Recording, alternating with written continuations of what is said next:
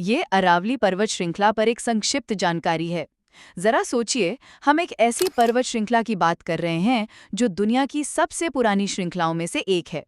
ये गुजरात से लेकर दिल्ली तक फैली है और देखिए, ये सिर्फ पहाड़ नहीं है।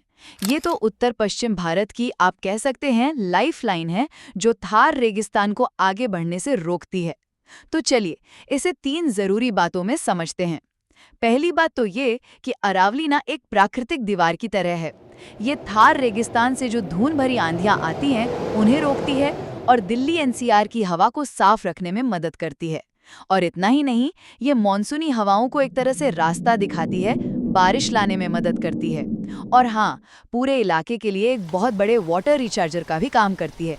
दूसरी बात, ये प्राचीन पर्वत श्रृंखला आज एक बहुत बड़े खतरे में है। क्यों? अवैध खनन और शहरीकरण, ये दोनों इसे धीरे धीरे खत्म कर रहे हैं। और जानते हैं, इस खतरे को और भी बड़ा कर दिया है सुप्रीम कोर्ट की एक नई परिभाषा ने। अब क्या है कि इसके मुताबिक 100 मीटर से कम ऊंची पहाड़ियां अरावली ही नहीं मानी जाएंगी। और इसका नतीजा ये है कि अरावली का एक बहुत बड़ा हिस्सा अब कानूनी सुरक्षा से बाहर हो गया है। मतलब खनन और निर्माण के लिए दरवाजा खुल गया है।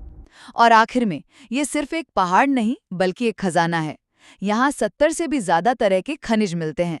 सोचिए, जस्ता और संगमरमर जैसे मिनरल्स, साथ ही ये तेंदुआ और हाइना जैसे कई जंगली जानवरों का घर भी है। और तो और, सिंधु घाटी सभ्यता के जमाने से यहाँ खनन के सबूत मिलते हैं। ये इतनी पुरानी है। तो संक्षेप में कहें तो इस प्राचीन पर्यावरणीय ढाल का भविष्य अब विकास और इसके संरक्षण की जो तत्काल जरूरत है ना, उसके बीच संतुलन पर निर्भर करता है।